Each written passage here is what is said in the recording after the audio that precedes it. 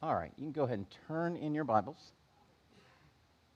to Proverbs chapter 20, and we are picking up with verse 13. Now, as we are starting to move toward the end of this book and our verse-by-verse time in the book of Proverbs, we are going to run into more and more repeats of various items inside of the Proverbs. So we're not going to rehash everything that we've already talked about in the past. If we touch on a particular topic, we'll be able to refer back to it and truncate it unless it's something that just kind of flies off the page at us, and we want to make sure that we bind it into our hearts yet again. So chapter 20, starting in verse 13, do not love sleep, lest you become poor. Open your eyes and have plenty of bread. Now, again, remember who Solomon is writing these Proverbs to primarily. He's writing it to his son. He's writing it to the next king. And over again, he is writing to the next king of Israel, do not be lazy. Wake up and get to work. Eat and you will be satisfied if you get up and get to work. Remember, these are the three rules of financial wisdom Solomon keeps bringing up. Work hard, avoid foolish debt, and live a righteous life. And especially for men, do not be lazy. Verse 14, bad, bad, the buyer will say, but when one goes to him, then he will boast. Now, the idea here is of a buyer going to buy something. And as he's negotiating with the seller, everything's wrong with this thing he's trying to get. So think about a person going to buy a used car and oh, this is scratched, and oh, this whole engine is going to have to be torn apart and rebuilt. But after they get that person to drop the price, they go in to buy it, and then someone asks them about their purchase, and they're like, oh, what a deal I got. This thing is so much better. I paid so little for it. The way it's presented here is this isn't good. And we know this isn't good because we keep seeing it throughout the Scriptures. Use one standard of measurement. Don't say, oh, it's bad here, but then go talk to somebody else and go, oh, this is really good. It doesn't mean don't be shrewd. It doesn't mean overpay, but whatever it's worth, pay that. Be shrewd, but be fair. Verse 15, there is gold and many costly stones, but precious jewels are lips of knowledge. Now, we saw this in Proverbs 4:7 and 8:11. Proverbs 4:7 and 8:11. Get wisdom. In all you're getting, get wisdom. In all that you will acquire, that you accumulate for yourself, make sure that you gather understanding. Verse 16, take his garment, for he has given security to a stranger, and on behalf of a foreigner, take it as pledge. Now, what's that second rule of financial wisdom? Avoid foolish debt. We even have this whole part where Solomon says, if you find out you've put yourself into a bad financial position, don't even go to sleep before you go and get off the hook, get out of debt as soon as possible, so you don't have this hanging over you. Here, someone is taking a loan from us, and they are foolishly walking into this debt. They have co-signed for somebody they barely know. And the idea of a foreigner is someone who doesn't share our cultural value as the people of God. And so now we have permission. If someone does this, then you can take something to hedge against loss. Now, the idea here is important. We, as the borrower, are not called to be fools. We are called to be shrewd while still making the loan. You still provide the money, but you're allowed to hedge against the loss if this person decides to enter into foolish debt. Verse 17, bread gained by deceit is sweet for the man, but afterward his mouth will be filled with gravel. Now you can draw a line here all the way up to verse 14, because what did he do in verse 14? He used deceit in order to lower that price so he could talk about the bargain he'd have later on. He obtained by deceit. And it's sweet to your mouth in the moment. But if this is how you try to accumulate, to gain position, to bargain by lying, it will sit like a dark cloud over you for years and years. Verse 18, a plan will be established by advice, and with guidance, make war. Seek godly counsel around you. Ask yourself, who has earned the right to speak into your life? Verse 19, he reveals a secret who walks about with gossip. Now, verse 19 is not totally separate from verse 18. The first part of verse 19 talks about someone you should not trust, who you should not seek their counsel, and you definitely don't tell your secrets. So he says, you know that person that always has all the juicy gossip? Don't tell them your secrets. Because they're a whisperer. The reason they have so much gossip is people entrust their secrets to them, and then they turn around and tell other people. That person is an untrustworthy person. Second part of the proverb, do not associate with a babbler's lips. Verse 20. He who curses his father and his mother, his lamp will be extinguished in the midst of darkness. Verse 21. An inheritance acquired hastily at the beginning will not be blessed at its end. Sadly, history bears this out so much. You have one generation that works so hard that really pours into something, and they accumulate, they gather together. But if the next generation does not put in work too, they will not appreciate what it is that they've received. You simply do not value what you did not sweat for as well. This is part of what we see in Proverbs 13:11. Proverbs 13:11, wealth obtained by fraud dwindles. Here we see if you didn't work for it hard, it dwindles too. The bottom line is you do not value what you did not earn. Teach your kids to work hard, then they will appreciate what you hand down. Verse 22. Do not say, I will repay evil. Wait for Yahweh, and he will deliver you. In the margins of this, you might want to write Hebrews 10:30. Hebrews 10:30. Vengeance is mine, I will repay. This is related to Proverbs 20:14. We'll see this later on. We saw this earlier, right? A person who feels like they have to manipulate a situation in order to benefit themselves. They can't allow the situation to be what it is. They have to turn it. They have to stress it. They have to take control of their own situation, but we look at it, we need to ask ourselves, does this mean that suddenly the Lord's arm is too short that he can no longer save? If he's the Lord over that situation too. If he permitted it to happen, he permitted it to happen. Trust in him. Let him work it out. Do what he's leading you to do. As for the rest, give it to God. Verse 23. An abomination of Yahweh is a stone and a weight. Now, the second part of the proverb tells us what the first part means. Scales of falsehood are not good. So when we see the idea of abomination, it's what we see in other places about using an unfair, diverse weights, diverse measures. This is 20 verse 10. We studied it last time. Here's the idea. God desires truth and justice. Just call it like it is. But he knows us. And he knows that if he says, you know what, I don't like dishonest weights and I don't like dishonest measures, we'll go, okay, we'll use honest weights and honest measures, but we'll mess with the scales a little bit. So he goes, use honest weights, use honest measures, and use honest scales. They are all an abomination to me if you manipulate what is true. Verse 24. Away from Yahweh are the steps of a strong man. Now, this is one of the benefits of having multiple English translations for us to be able to study the Word of God. Now, if you want to know what it means in the absolute purest form of the Hebrew, you have to learn Hebrew, and then you have to learn ancient Hebrew, and you have to learn ancient Hebrew enough that you can understand what's written on the page, because guess what? The idioms back then don't meet the same as they do now, plus the vowel system's all different, and we're guessing at a bunch of the words. And you have to do that better than people who have dedicated their lives to being translators. Or you can look at trustworthy translations and read several of them. And between all of them, they will bring you down to that narrow middle where you say, we have balance over this verse. The reason I point this out with this one is the LEB is so much different than all the other translations. Most of the other ones have this idea about the steps of a man being ordered by the Lord. Almost all the other translations have that idea, and you're like, well, that's easy, so what's LEB's problem? Here's the problem. Very literally, this is what the Hebrew says. Words, strong man, out of or aside from the Lord. Now you do something with that. But see, here's the idea. All of them put together tells us what's going on. There are steps that come out from the Lord that this man is taking. Even a strong man thinks, I'm doing my own thing. I'm going to walk where I want to walk. But what does the second part of the proverb tells us? And how will humankind understand his ways? He's not talking about the strong man. He's talking about the Lord. We don't understand where God's put us sometimes. We're like, we're on this path, but this is not the path I chose. This isn't in my life plan.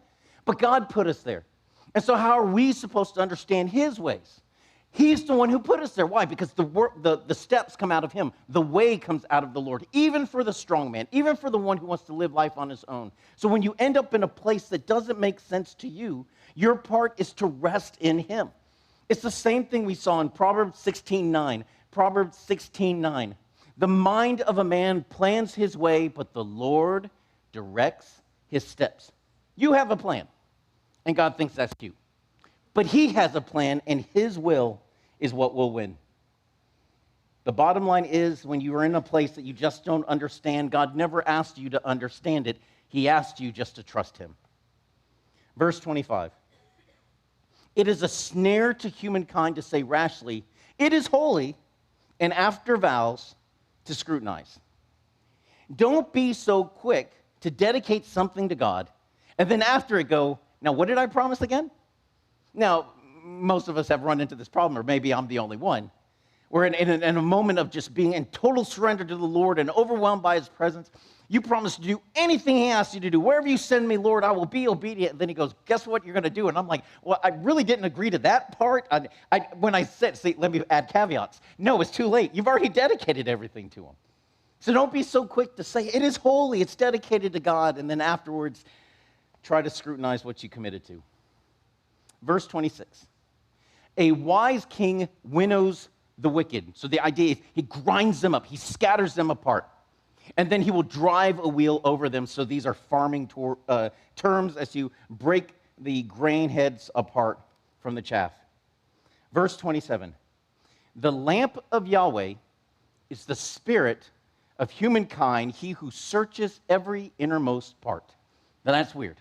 It's weird in all of the translations. The Amplified Bible helps us out with this one, though. That first part, the lamp of Yahweh, this is how they put it. The spirit, the conscience of man, is the lamp of the Lord, searching and examining all the innermost parts of his being. The idea in this proverb is what we see in Romans chapter 1, verse 18 through 21. Romans chapter 1, verse 18 to 21. Where even the wicked of this world, the people who do not believe in God, cannot escape the reality of who God is, because even creation declares his invisible attributes. Well, how can you see his attributes if they're invisible? Because creation declares it. So even if you want to reject God and you want to say, I want to live life on my own, there's this part of you that convicts you, that speaks to you, that calls you to bend the knee to the one who is true.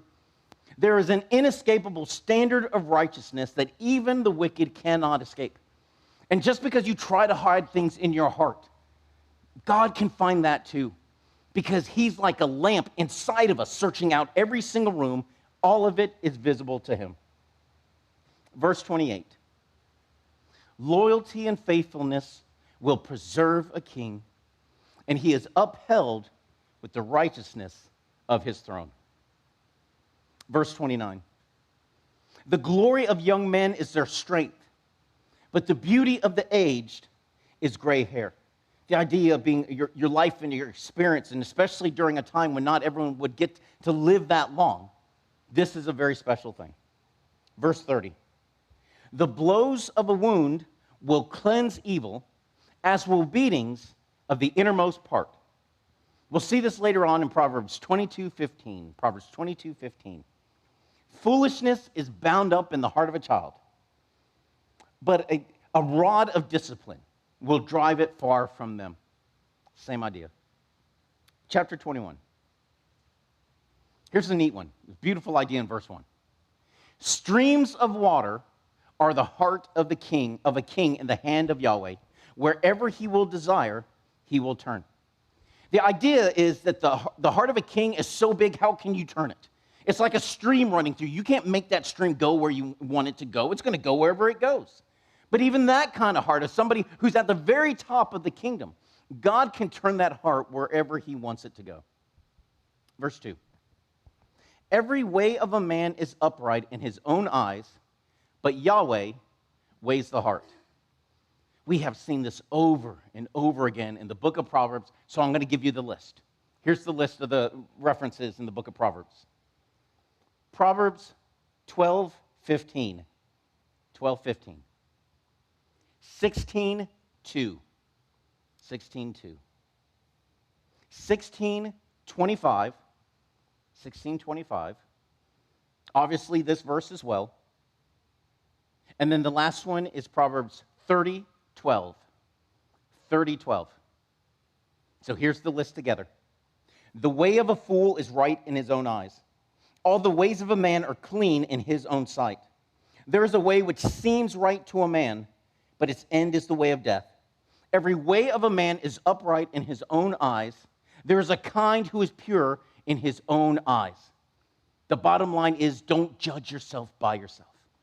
You are not the standard of wisdom or righteousness. Just because something seems right to you does not mean it's correct. You are not the standard. Judge yourself by the only thing that never changes, the Word of God. Because even the fool thinks what he's doing is right. Verse 3. Doing righteousness and justice is more acceptable to Yahweh than sacrifice.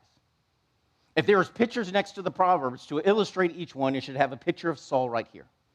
Because in 1 Samuel 15:22, 1 Samuel 15:22, Samuel tells Saul this: Has the Lord as much delight in burnt offerings and sacrifices as in obeying the voice of the Lord?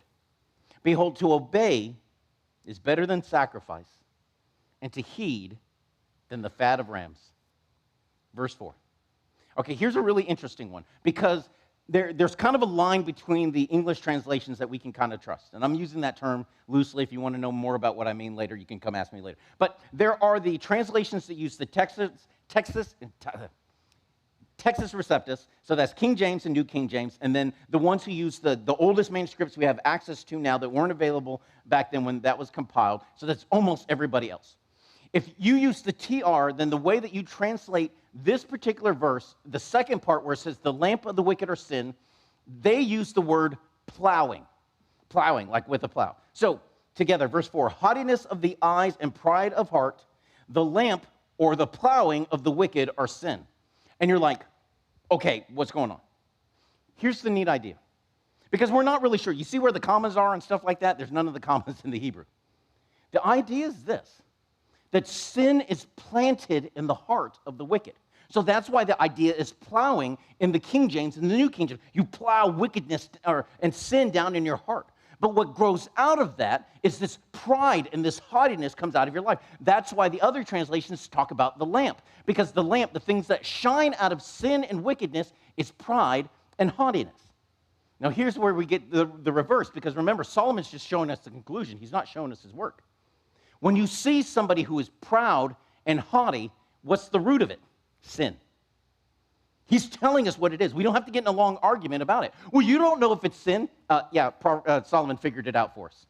We can rely upon it. He tells us the end of the story at the beginning. Verse 5.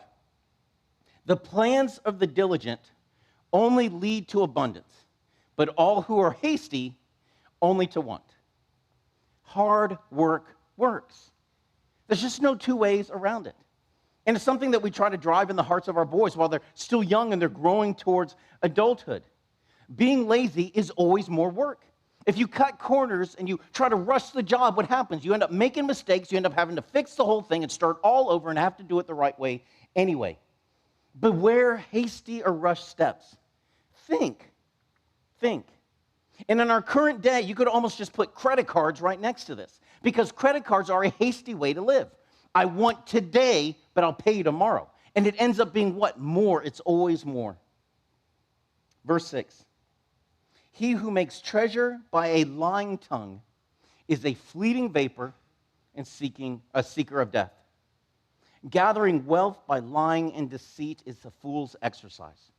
Because over and over again, we see this idea that if you gather this way, if you try to take control of your own situation by manipulating what's right, even what you gather will fly away. Verse 7. The violence of the wicked will sweep them away, for they refuse to do justice. Verse 8. Crooked is the way of a man and a foreigner. So the normal desires of man are those who have different values from the people of God. But contrasted to them, the pure is upright in his conduct. Verse 9. Better to dwell on the corner of a roof than to share a house with a woman of contention. The idea is simple. Nobody wants to be around someone who argues all the time. Or every new statement you say is going to lead to the next argument. No one wants to be around it. You want people to want to be around you? Then be friendly. Whoever would desire friends must themselves first be friendly. But if you're a drag to be around, if it's tedious to be your friend, no one's going to want to go and be around you. They'll go find somewhere else to be. Proverbs 21:10. The soul of the wicked desires evil. It says his neighbor, but the idea is not even his neighbor will find mercy in his eyes. You think he's going to have mercy for anybody? It'd at least be the next door neighbor. He's got to live next to him. He's going to see him all the time. But no, not even they will find mercy because all they desire is evil. Verse 11. With the punishment of a scoffer, the simple will become wise, and with the instruction of the wise, he will obtain knowledge. Now, we study this almost verbatim, Proverbs 19:25. 19:25. And it's a repeat, showing us the importance of the thought. Reprove a wise man, and he will learn. Verse 12. The righteous observes the house of the wicked. He throws the wicked to ruin. So again, like the previous proverb, right? We need to learn from the wicked. Learn what not to do. Be smart enough to learn from other people's bruises. So the righteous looks at, they consider the house of the wicked. And now they know what not to do. That's going to lead to ruin. Verse 13. He who closes his ear from the cry of the poor, he will also cry out and not be heard. Jesus will put it like this in the Sermon on the Mount. The measure you use will be used against you. How do you want to be judged? He's not saying don't judge. That's not the purpose, because later on he goes, you need to judge their fruit. The idea is this: whatever measure you use, if you use mercy and you use grace, that will be used against you. But if you have this legalistic, hard tone, pull yourself up by your own bootstraps, then guess what? Eventually you're going to be in need too. And if you withhold mercy from others, what makes you think that mercy will come back to you? Verse 14. A gift in secret will avert anger. Now, 14 and 15 go together. He's telling us an observation of fact in verse 14. If you get a gift in secret, then that person's heart is going to start to be inclined towards you. And a concealed bribe, strong wrath. But it's the joy of the righteous, this is verse 15, to do justice. The righteous cannot be persuaded by that gift, but dismay to those who do evil. They don't want to do justice. Seeing justice carried out delights the righteous. We should not be subverted by a gift. Verse 16. Whoever wanders from the way of understanding, in the assembly of the dead he will rest. Verse 17. A man of want is he who loves pleasure. Now we're going to see this idea multiple times in the passage we're going over today, or in this section. These are people who are dominated by their fleshly desires, what they want. And we see it in the latter part. He who loves wine and oil will not become rich. Why? Because they squander everything they have. So he's saying, don't live for the sake of pleasure. Don't pursue worthless things. That's Proverbs 12:11. Proverbs 12:11. Don't pursue worthless things. One who does that lacks sense. Do not be ruled by your appetite. And this is so important. We're going to see it in this verse right here in 17, and in verse 20, and in verse 25. Over and over again, the same idea. Learn how to delay gratification. Don't be ruled by your fleshly appetites. Verse 18. A ransom for the righteous is the wicked. Now, this is a really, really neat idea. The idea is that when judgment comes, the wicked will take the place of the righteous. And then it keeps going. And the faithless instead of the upright. So for an example for us to have, we see this with Israel when they are removed out of captivity for Egypt. They go into Egypt, they are made slaves. God comes to free them. Who bears the burden? The Egyptians. And at certain times, a plague will set, and it'll go, and there's stuff going on over here, and there's nothing going over here in Goshen where the Israelites are. Why? Because the penalty is paid by the Egyptians. They're the ones who receive all the fullness of all the plagues. It's their firstborn that are struck down. But here's where it gets closer to home. We didn't bear our own pain in order for us to be freed from sin. One who was innocent took the place of the wicked, because the wicked are the ransom for the righteous. And in this case, the righteous took the punishment for the wicked so the wicked could get the blessings of the righteous. We see this in action. Even in this proverb, Jesus fulfills all of the Old Testament. He fulfilled all of the law. Verse 19. Better to live in a land of wilderness than a wife of quarrels and provocation. Again, nobody just wants to be around someone who wants to fight all the time. Verse 20. Precious treasure and oil are in the house of the wise, but the foolish person will do what? Devour them. You can't have your cake and eat it too. And we're like, well, what's the point of getting cake if you can't eat it? The idea is not that you can't eat it. The idea is that if you eat it all, then there'll be none left. So learn how to ration it. Learn how to deny your appetites and not just scarf it all down and then be wishing that you had more cake. Instead, learn how to be wise about it. Don't be foolish. The foolish man doesn't have resources in his house, but it's not because God never gave him access to it. It's because they squandered even what it is that God gave to them. Verse 21. He who pursues righteousness and kindness will find life, righteousness, and honor. Contrast that to the wickedness or the results of wickedness that we've been studying. Verse 22. To a city of warriors, the wise ascends. This is a really neat proverb. Okay, the idea, remember we saw earlier that the glory of young men is their strength. So the idea is that you have the city up here where all the warriors are strong and the tower is really strong and the walls are really big. But here comes this one wise guy, and what happens? He tears the whole thing down. Why? Because he's not trusting in his own strength. That's why we see, and he will bring down the stronghold. Its object of what? Trust. But what does the wise person trust in? What does he have? Fear of the Lord. He trusts in the Lord. So his wisdom and his trust in God is stronger than their strength and their towers. Wisdom is stronger than brute strength. It is better to be wise than to trust in your own strength. Verse 23. He who guards his mouth and his tongue, he guards his life from danger. We have talked about that quite a bit. Verse 24. The proud, haughty one, scoffer is his name. He acts with arrogance of pride. Now, again, we come back to this place. Well, if you see someone who's a scoffer, that's somebody who mocks constantly. They criticize without trying to help out and without trying to build up. They're always critical in their heart. And we look at it, and where does it come from? From this proud, haughty spirit. Solomon tells us the story. We don't have to go figure it out for ourselves. Verse 25 and 26 go together. Here we come back to this idea of that the craving, and now he guides it or connects it to a lazy person. The craving of a lazy person will kill him, for his hands refuse to work. Now, it's a neat thought. So here's a lazy person who refuses to work, but they really, really want. So their cravings end up destroying them because they're not willing to work for the things that they want. So they just kind of sit there and waste away. But the idea is not that God punishes the sluggard. The idea is that God gives the sluggard exactly what it is that they want. You want to be torn up by these fleshly appetites, but you're not willing to work. If you put in no effort, you don't get what effort would give you. Again, we see the same warning. Verse 17, verse 20, verse 25. Don't be ruled by your fleshly appetites. Do not be dominated by your cravings. And then verse 26, we have a contrast. All day he craves a craving. So that's the lazy person who desires, but he's not willing to put in the work.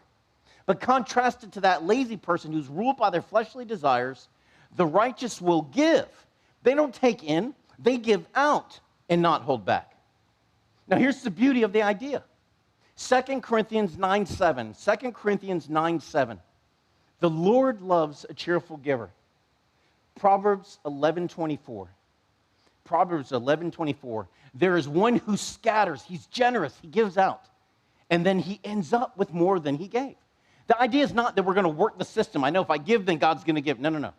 Is your heart generous to the Lord? What is it that he's asking you to do? The righteous will give, not just money, time, effort, love, attention. They give out, and they will not hold back. Verse 27. The sacrifice of the wicked is an abomination. God can't stand it. But then there's something worse. How much more when he brings it in divisiveness? Now, that's literally what the word means in Hebrew. But the idea is of having a perverse heart, meaning you're bringing an offering to God, but you really want to be somewhere else. You worship something else. So your heart is not totally for him. And he goes, you know what? I'd rather you not bring me anything at all. Don't come and bring worship to me if your heart is not for me. Because the only thing worse than the sacrifice of the wicked is someone who comes bringing it, but they have a perverse heart. Verse 28. A false witness will perish. Now, this is a courtroom scene. The witness comes up, but they're duplicitous. They're lying. They're that rascally witness we saw in another proverb. And that person is going to perish because they're giving a false testimony. But contrast to that is the man who listens. The idea is to the commands of God. They obey what it is that God has commands us to do. That person will testify with success. Verse 29. A wicked man is strong in his countenance. This is the person with that brazen look on their face, their devil-may-care attitude. They're just going to go run through walls. I'll do whatever it is that I want. That person's strong in their countenance. They're determined to just be their own king, but the upright will appoint his paths. The righteous put some thought into it. They don't just run through brick walls for the sake of it. They plan their route. They're more cautious than they choose. Verse 30. There is no wisdom nor understanding nor counsel to oppose Yahweh. Now, who's writing this? The smartest man who ever lived except for Jesus. And the person who has the most ability to figure out plans that would go against the Lord, even he goes, nothing can overcome him. Psalm 2:4, he sits in the heavens and laughs. The Lord scoffs at the plans of wicked men. Proverbs 21:31. A horse is prepared for the day of battle. Understand what that means. Now, we're going to find out. The battle belongs to the Lord, right? But to Yahweh belongs the victory. But there's a part for us to play. We don't just sit here and go, God, you go figure it out. I'm just going to hang back here. There's a portion that we have. We still prepare for the battle. We still get the horse ready to go to war. We have a part to play in the fight. But we go into battle knowing that the victory is already won. Here's a note to myself from last year. Last April, I'm reading this proverb and I write this note down. Stop thinking in terms of what you can do. The battle belongs to the Lord. Only he can do what needs to be done. Just rejoice that he has chosen by his mercy and grace to do anything through you. Zechariah 4:6, not by might nor by power, but by my spirit, says the Lord. Chapter 22, verse 1. A reputation is to be chosen rather than great riches. Favor is better than silver and gold. This doesn't mean that we hold ourselves captive to the whims of society. What it means is that we take care of our character. We take care of our personal righteousness, the holiness that God has imputed upon us. We guard that. That is more important than bending ourselves and trying to accumulate riches and gold. Verse 2. The rich and poor have much in common. Yahweh is the maker of them all. Verse 3. The clever sees danger and hides, but the simple go on and suffer. Some people say, right, ignorance is bliss. It's not. Life is hard. It's harder if you don't use your brain. But the wise person sees trouble coming, so they start to prepare. How do I get off this path? How do I make sure I don't run into it? How do I accumulate? How do I save for tomorrow? All those kind of things. But what is the simple, the naive, some translations do? They just go running headlong into it. That's the foolish way to go. Verse 4. The reward for humility is the fear of Yahweh. Now, we've seen this multiple times in the Proverbs. The fear of the Lord is the beginning of wisdom. The fear of the Lord, right, is the beginning of gathering knowledge. And here we go. This is how you get to the fear of the Lord. Humility. Being humble. And then all the good things of life come out of that because we are humble before the Lord. Verse 5. Thorns and snares are in the way of the perverse. He who guards himself will keep away from them. This is a neat proverb. The idea is that there's this highway of holiness that Isaiah is going to write about. We're supposed to be on this path. But we decide we're going to do our own path. And I think there's a shortcut through these woods. So you go off of the path that's nice and simple, might be a little bit longer, but you go off the path and you're running through brambles and ripping through thorns, and there's these snares that keep tripping you up, and it takes twice as long to get across because you didn't just go on the path that he had for you. But here's the interesting thing that you only learn when you get enough bumps and bruises on your head. The thorns and the snares are God's mercy. Because if you read headlong as fast as you possibly could, you would just get to your own destruction faster. But every time he trips you up, every time he knocks you down, he is crying out to you, come back to the road. Come back to the highway of holiness. Repent. Don't run to evil headlong. Verse 6, which brings us to this one. Train the child concerning his way. Even when he is old, he will not stray from it. Now, we just got out of one that says if you leave the path, there's going to be all these thorns and snares. And they were like, well, if I raise my child, then why are they still running into the thorns and snares? The idea in the Hebrew is not that they'll never make mistakes as they grow up. They'll always be on the path where they're supposed to be. That's not the idea. The idea is that the way and the child become sticky to each other. And wherever that child goes, the way, the seeds, the words you have planted in their heart goes with them. This is why there's thorns and snares, to get them to fall down and to think about the things that you have planted inside of their heart.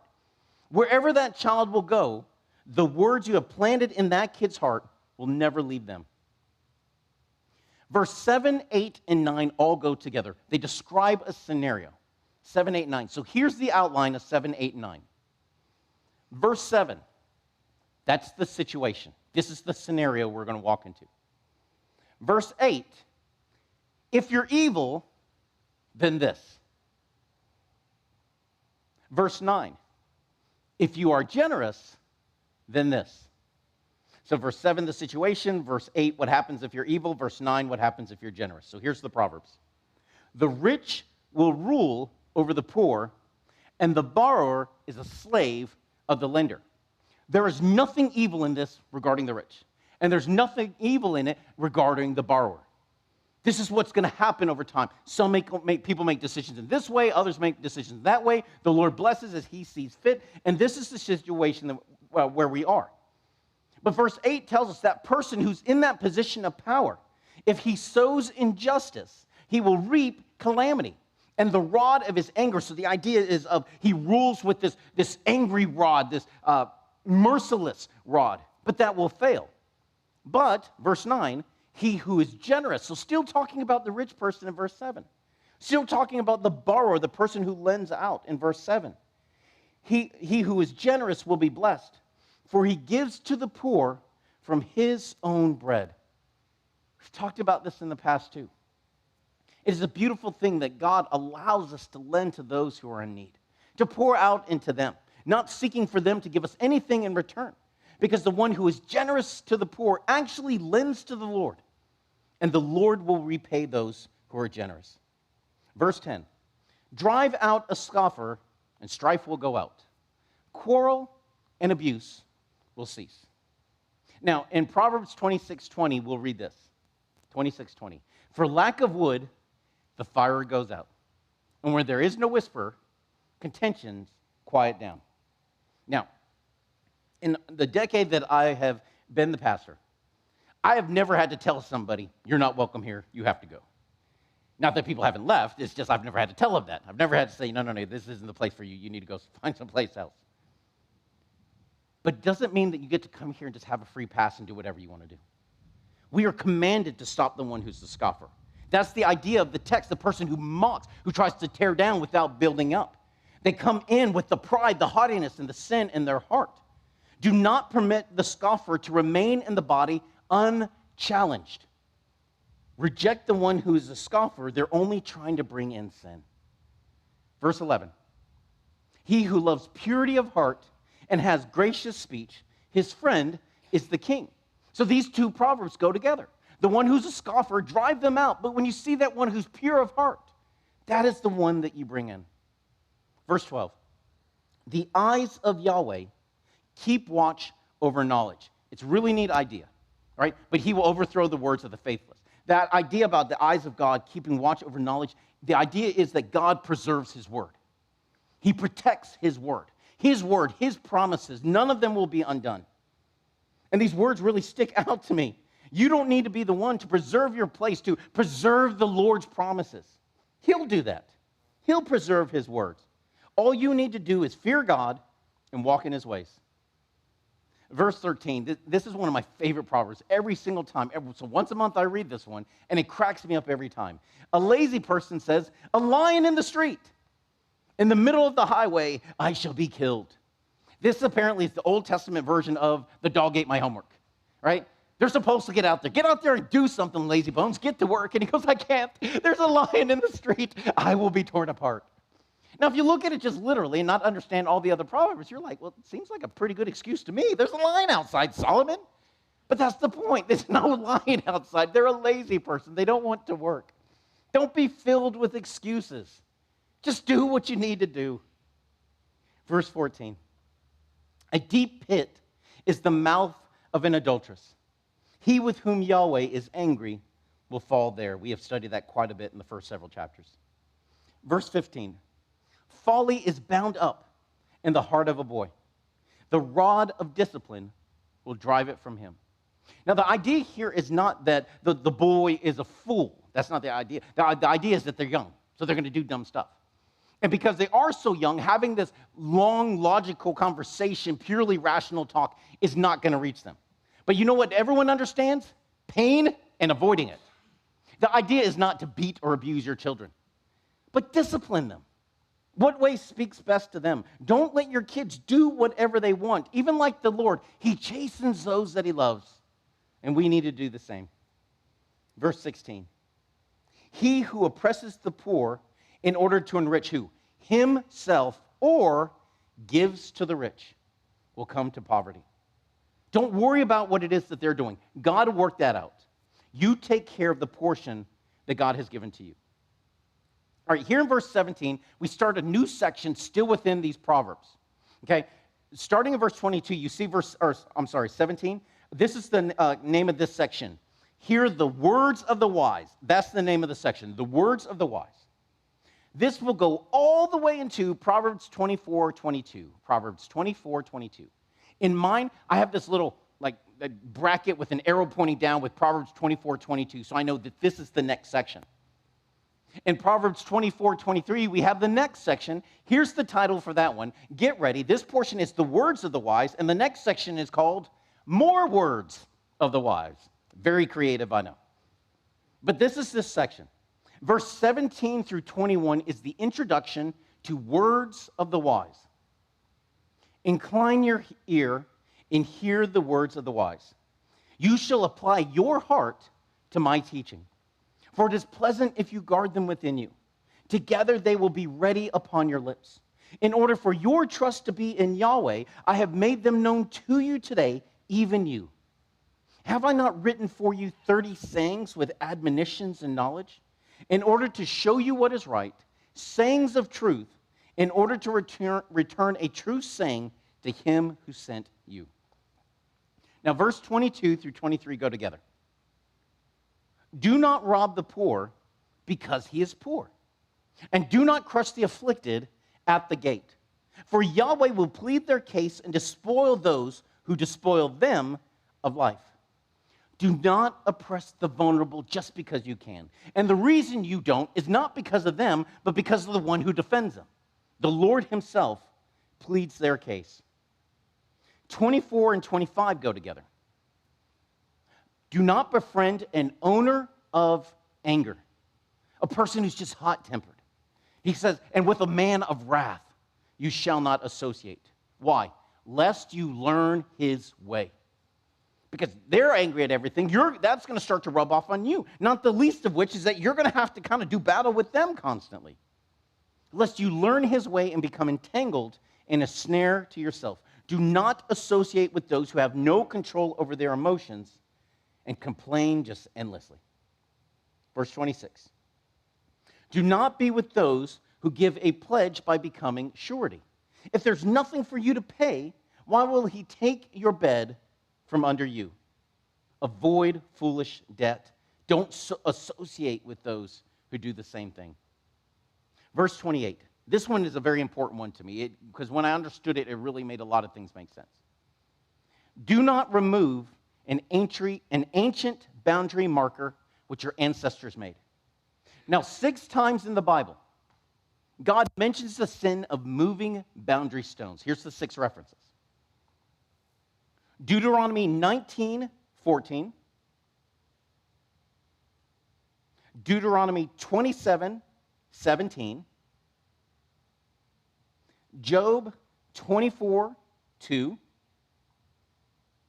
Proverbs 22:28, Proverbs 23:10, and Hosea 5:10. So Deuteronomy 19:14, Deuteronomy 27:17, Job 24:2, Proverbs 22:28, Proverbs 23:10, and Hosea 5:10. Do not rob from others. Don't manipulate a situation, even by inches, just to better your own situation. Don't try to manipulate the situation in order to better yourself. We read this already, Proverbs 20, verse 14, Proverbs 20, verse 22. Do not say, oh, this is really bad, and then try to buy it for less. Do not repay with evil. Let God handle all of those things. Within this, though, is another admonition. We discussed it when we went through Deuteronomy. Do not dilute the ways of the Lord. If he says this is this, that's it. You conform your life to his ways. You don't conform his ways to your life. Don't seek new truths. Seek new experiences with old truths. Don't move the boundary stone. Verse 29. A man who is skillful in his work, you shall see. Before kings he will serve. He will not serve before the commoners. This is something that God showed me early on in life, and it has stuck with me a long time. Cream rises to the top. It always does. Everyone else might try to push you down. Other people will cheat to try to get ahead. But if you just do what you need to do to the best of your ability, you become the absolute best as much as you can on whatever it is you do, cream rises to the top. Even the wicked will have to take notice of that. And this is a person who has to appear before the king. So the idea is the king is looking for somebody who can do this work for him or do that work for him. Even the wicked are going to go, well, the work is going to appear before the king. He seems kind of interested, so I don't want to just hire my buddy who stinks at his job. So I'm going to go find the best person at it, so when they do it and they do a really good job, and the king goes, who recommended them? And I can go, I did. That's the idea. Cream always rises to the top. All right, chapter 23. We're just going to do these first three because they all go together. Because we're back with the king again here. And we come back to another idea we already saw before about a person who has the tendency to be ruled by their fleshly appetites. So starting in verse 1 in chapter 23. When you sit to eat with the ruler, you shall surely observe what is before you. Now again, who's writing this? King Solomon. Now the interesting thing is what we're going to find out here is that the delicacies in this feast is a bit of a trap. He's buttering you up for something. That's why he's going to tell you in a second. And if you're kind of prone to being a person ruled by your appetite, you need to set boundaries for yourself. Now, because this is King Solomon, he writes this. But before him was King David. And King David took people who didn't deserve to be at his table, who could never give him anything like Mephibosheth. And he goes, from now on, you eat at my table. But this isn't King David, it's King Solomon, who was a much more shrewd, maybe a little too shrewd of a man. And this is the king who will give cities to Hiram, who was such a blessing to him and his dad. And when Hiram looks at the cities, he goes, what have you done to me, my brother? These cities are worth nothing. Now, that's not true. Solomon saw their worth. He will go and build up those cities, and they will all do great. But Hiram couldn't see it. Solomon did because he's such a shrewd negotiator. This is why this is here and not in the life of David. And even that one little understanding who wrote it tells us so much about why Solomon is saying, you need to be careful when the ruler asks you to dinner. Verse 2, and you shall put a knife to your throat if you have a big appetite. The idea is not see all this spread and just start stuffing your face. Because he's doing something. Verse 3, do not desire his delicacies, for it is food of deception. He's buttering you up for a reason. So have boundaries in your life. Have guardians that will keep you. The idea is that you just want to jump in and eat all the food. He goes, put a knife to your throat so you can't just dive right in. Put barriers in your life. Protect yourself. Guard your life. Do not be ruled by your fleshly appetites. That is where we will end tonight. Lord willing, we will finish up the rest of Proverbs in the next two studies. So we'll have 2 more weeks of this particular pace, doing verse by verse. We'll probably take a week off just to let everyone's mind meld for just a second, and then we will jump in with Ecclesiastes and Song of Solomon after that. But that's where we're going to end for tonight. We'll pick up with verse 4. If you're reading ahead, try to read through like chapter 26 or so, because the goal is that we'll reach that far in our next one. So Heavenly Father, I love you.